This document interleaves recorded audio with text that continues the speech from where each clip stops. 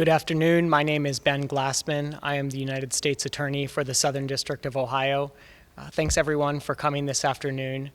You know, there's been a lot of interest in this incident and the aftermath and investigations that are ensuing, and we thought it would be helpful for you to hear from us officially, the various law enforcement agencies that are involved in various components of this investigation. And because we are talking about an investigation and not prosecution, most of the relevant information is going to come from my colleagues in law enforcement, and I'll be yielding the podium to them very shortly. What I did want to say on behalf of the United States Attorney's Office and the Department of Justice is first to give our regards to the victims of the offense and our prayers for their speedy and complete recovery. Our thanks to the Ohio State Police, the Columbus Police, and the FBI's Joint Terrorism Task Force for their excellent response and coordination with each other, which is really excellent collaboration among law enforcement agencies. My role, the United States Attorney's Office's role here, and the Department of Justice is to provide whatever support we can in terms of legal process for the ongoing investigation.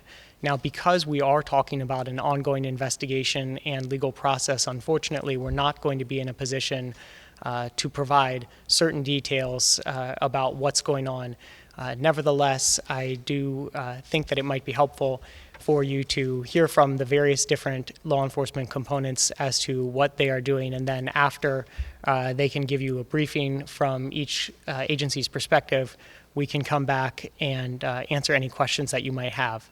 So with that, I would yield the podium to Special Agent in Charge Angela Byers of the FBI Cincinnati Field Division. Thank you, Ben. Good afternoon. I'm Angela Byers, the Special Agent in Charge of the Cincinnati FBI office, which also includes Columbus. First, I want to thank the Ohio State University and the Greater Columbus community for their support in the aftermath of Monday's attack on campus. Our sympathies go out to everyone who was impacted by this tragedy. The men and women of the FBI are part of this great community, and we will be with you, united as we move forward. Together, we are all Buckeye strong.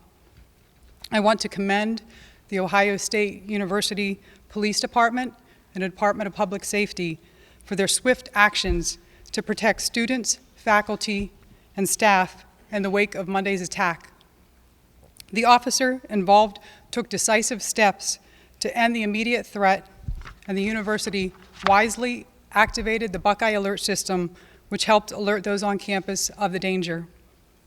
The FBI-led Joint Terrorism Task Force, which includes the Columbus Division of Police, the Columbus Division of Fire, the Ohio State University Police Department, and the Franklin County Sheriff's Office, has been working together to determine as much as possible about the attacker, Abdul Razak Ali Artan. These efforts include the detailed analysis of electronic devices, social media accounts, and other materials. The Joint Terrorism Task Force and our partners have conducted dozens of interviews with family members, co-workers, neighbors, and others. These efforts will continue with an immense amount of local and federal resources being devoted to this investigation. At this time, we are not aware of anyone else being involved in the planning of this attack, but the investigation continues. It appears that Artan may have at least been inspired by Anwar al-Awlaki and the Islamic State in the Levant, and we will continue to pursue this as part of this investigation. Please understand that this investigation is very comprehensive and thorough as we meticulously go through evidence, intelligence, and information to determine what may have led to this attack. It will take time. At this point in the investigation, we want to ask the public for assistance in one specific area. We ask for anyone with credible information about Artan's whereabouts on Monday morning prior to the attack at 9:52 a.m. to call 1-800-CALL-FBI. Again, 1-800-CALL-FBI.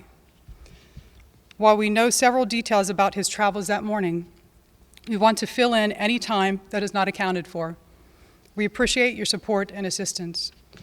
I want to again thank all of our partners, including the Ohio State University Police Department, the Columbus Division of Police, the Columbus Division of Fire, and our partner agencies on the Joint Terrorism Task Force for all of their work on this continuing investigation. We will provide updates as the investigation permits. Thank you. I next want to introduce Columbus Division of Police Deputy Chief Mike Woods. Thank you. Just a couple comments to back up Special Agent Byers' comments. Again, I'm Michael Woods, Deputy Chief with the Columbus Police Homeland Security Subdivision. And we want to echo the thoughts of the FBI and express our sympathies to all those involved in the attack on Monday. We are extremely grateful that no innocent lives were lost, and we're very hopeful that all victims are going to make a full recovery. We also want to thank the public safety officials from across Greater Columbus that responded and assisted in this effort. Our training, our planning that we have done for several years now came into play, and we were very happy with the success and the response. As mentioned, our investigators assigned to the JTTF, along with our criminal intelligence unit and our counterterrorism unit, are working with the JTTF to provide information on the background of the attacker and trying to work that timeline and provide any information that we can. From the Columbus Police perspective, this is a two-part investigation. The first part is the component that we're working with the FBI in relationship to the attacker and any motive that he may have had. And the second component is the investigation into the police-involved shooting. Although these are two separate components, the investigators are communicating with each other and sharing all information to make sure we have a clear picture of what took place. Deputy Chief Richard Bash will come up next and speak to you about some of the specifics involved with the police-involved shooting, as well as the aggravated assault on the victims. Thank you, Mike. Hello, I'm Richard Bash. I'm the Investigative Subdivision Deputy Chief here in Columbus. As noted prior, the Columbus Division of Police Critical Incident Response Team, also known as CERT, has been tasked with the criminal investigation into this incident. This investigation will include the assaults committed by the assailant and then the resulting use of deadly force by the Ohio State University police officer. This incident, as with every other police-involved shooting that we investigate, is a criminal investigation and conducted just as any other criminal investigation would be conducted. As this is also an open investigation, some details cannot be shared and will not be shared until the conclusion of all criminal proceedings. These investigations are exhaustive and will take a great deal of time to complete, and our focus is on an accurate and complete investigation, so no stone will be left unturned. Upon completion of this investigation, it will be submitted to the Franklin County Prosecutor Ron O'Brien's office. Mr. O'Brien's longstanding policy is to present each and every police-involved shooting that results in death to a grand jury, and I don't expect this to be any exception for them to review that for consideration. Lastly, I would like to ask anyone who has additional information about this incident and has not yet spoken with a police detective to give us a call at area code 614-645-4146. That's the number to our homicide section, and we would greatly appreciate any information they could give us. Thanks for your time. Oh, thanks. All right, so if there are questions, we're willing to try to entertain some of them now. Question, it might be for Angela Byers. Yes. I'm wondering, what is the program that brought this man's family to the United States? He was, originally in Somalia, but then wasn't he in Pakistan for years? So it was mentioned that there was some type of refugee program that brought him here? Do you want to address, or would you like me to address? Go ahead. So to repeat the question, she was asking how Mr. Artan arrived in the United States, what program he came into. He was a Somali refugee that is here now. We can tell you that he did come here from Pakistan is where he arrived, but we really can't get into further background of his immigration to the United States. Okay, so it still falls under that same refugee program that brought all the other Somali families here? I really can't answer questions as far as the immigration program. That's not what we are involved in. At this point, do you have any direct evidence of connections with ISIS? Has any contacted anyone from ISIS contacted offhand? I mean, or is it just simply that he was inspired? As I previously stated, all we know at this point is that we believe he may have been inspired by Anwar al-Awlaki and or ISIS or ISIL. Our investigation will determine that. It's too soon to draw any type of conclusions. And is that because of the Facebook posts or because of other findings also in those electronic devices that were? We are looking at the Facebook posts and trying to determine the authentication, so that is one thing that leads us to believe that it's possible that he may have been inspired by Can you tell us when those posts were made, please? I don't have that information available, I'm sorry. Do we know if this was premeditated, something he was working on for a while, or was it a spur of the moment? We know he bought the knife the morning of the attack. So the question was, do we know if this was premeditated, if he had come up with this plan right previously, or whether that he decided that morning? We really don't know. That is one thing we were really trying to work on, is the motive and when he came up with that plan. That's why we are asking anybody's assistance that may know any of his whereabouts that morning. What did you know about that morning? Did he drop his siblings off at school? That's part of the investigation I really can't get into right now. What about ISIS taking responsibility or claiming that this was, their encouragement? Have we found a direct connection to ISIS? I know there were. No, as I've said, we only believe that he may have been inspired by ISIL. In the past, they have claimed responsibility when the assailant has been dead, that can't refute that. So that makes it pretty easy for them. Can you talk about the way this was carried out? A lot of terrorism experts are saying that ISIS put out videos explaining how to kill people with knives, how to use cars. Can you go into whether or not this was very similar into what ISIS's propaganda is online about inspiring others to carry out attacks like this, because there have been others where knives and cars have been used outside the U.S.? So that's a very long question. If I could maybe try to summarize that. He's basically trying to determine if was ISIS out there putting this information out there as to this is a method. We have seen those methods being used already, so we don't know whether that's something that he's getting from something that ISIS is putting out there or whether he's inspired by other attacks. We really are still trying to determine that motive.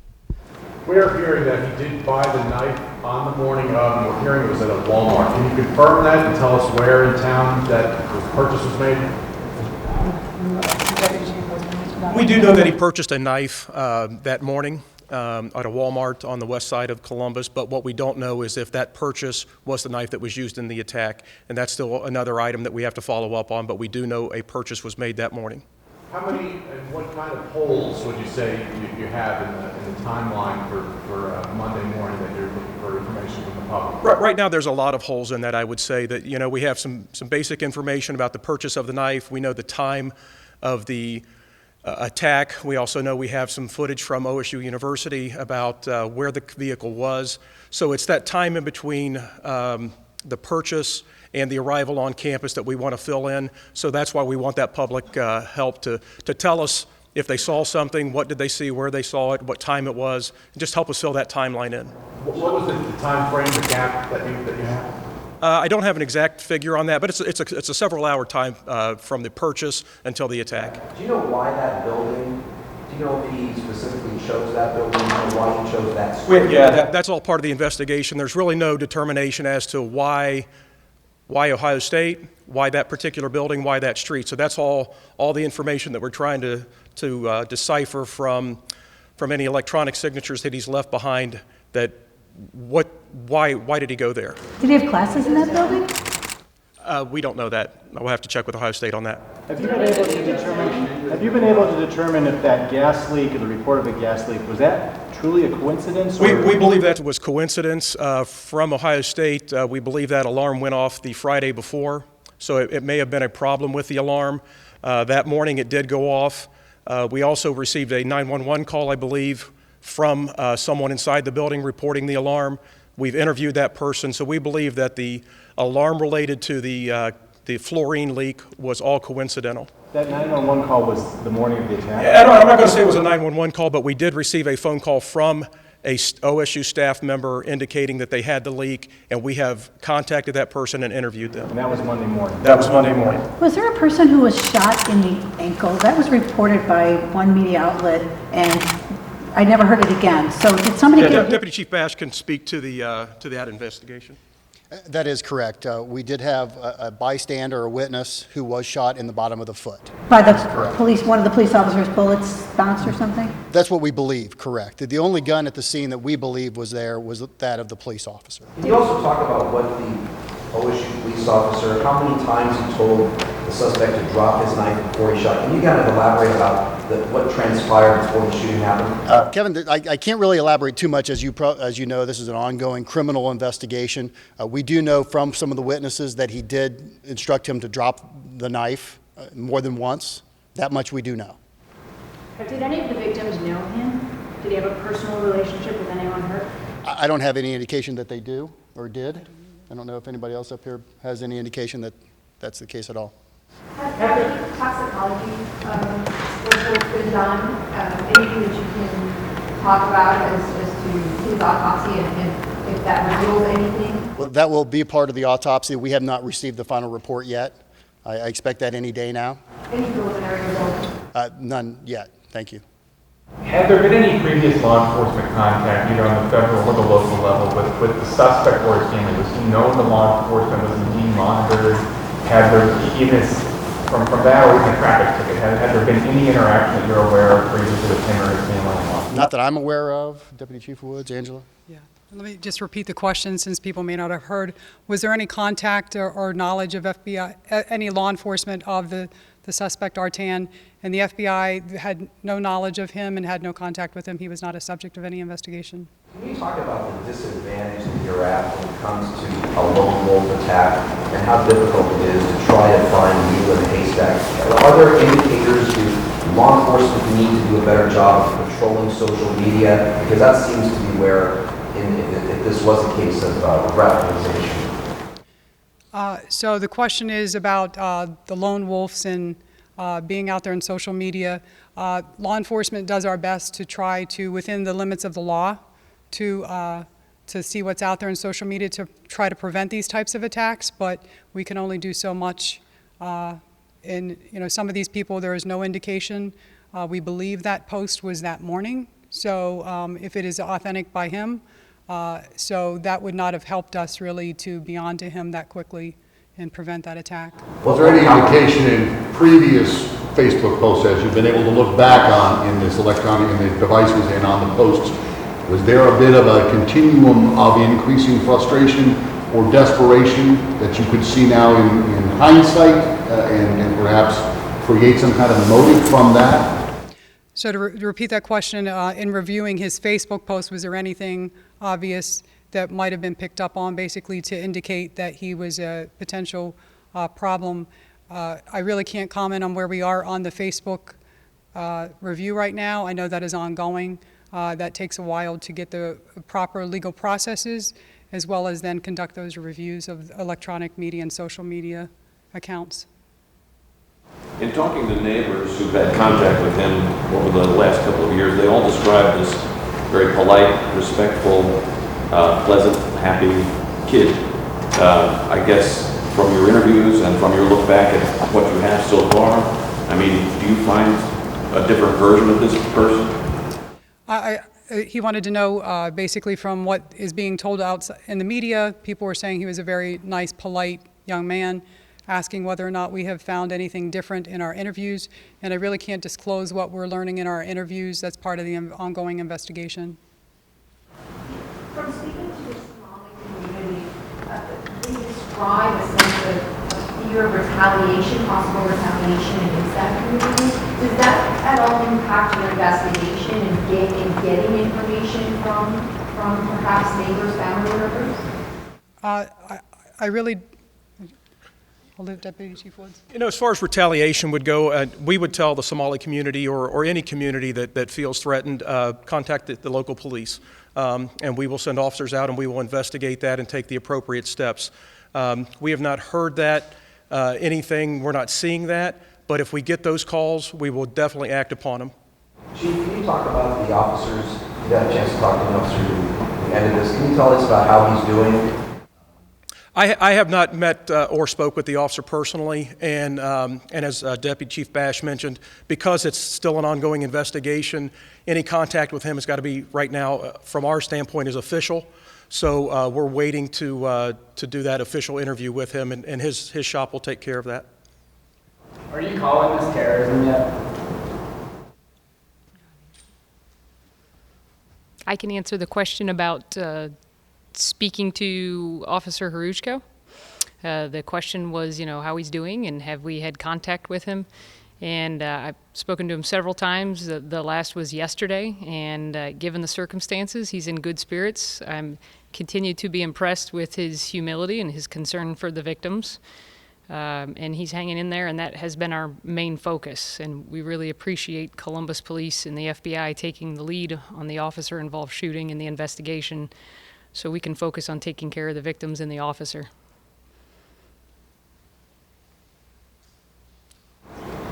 Are you calling this terrorism yet? It's too soon to draw any type of conclusions whether or not this is terrorism. We have a long road to go in the investigation. We have lots of evidence and lots of digital media to go through, and that could uncover a trove of information for us, so we really can't draw any conclusions at this point.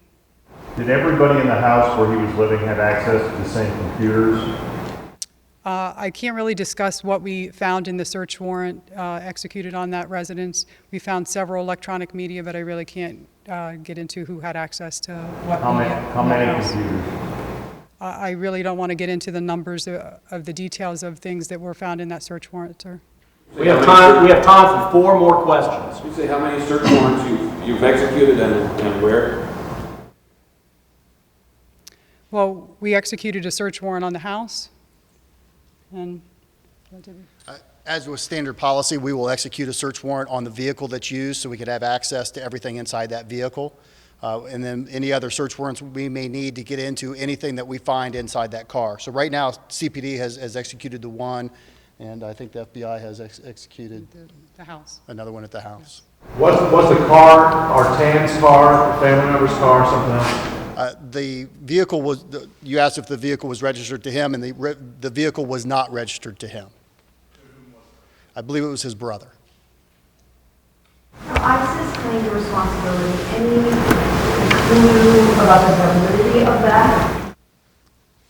I believe I've already answered that question, but to repeat that, any validity to ISIS claiming responsibility, it is too soon to draw that conclusion. We believe he may have been inspired by Anwar al-Awlaki or ISIL, but they have been known to take credit for incidents like this when the assailant is deceased and cannot refute that. All right, last question. Can you describe what kind of cooperation or lack of cooperation you're getting from the Somali community? So we've gotten cooperation with the people that we have spoken to. We have a great community outreach relationship with the Somali community, as does Columbus Police. And we're hoping that they will not see any retaliation, and we are here to pursue any type of civil rights investigations should that happen. I'd just like to close real quick with, this is the second incident in Columbus, Ohio within the last year.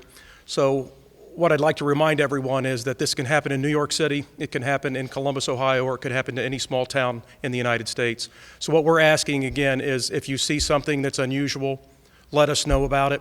Call the FBI, call the Columbus Police, and we can follow up on that. And that's one more step that we can use to maybe prevent one of these attacks in the future. Thank you.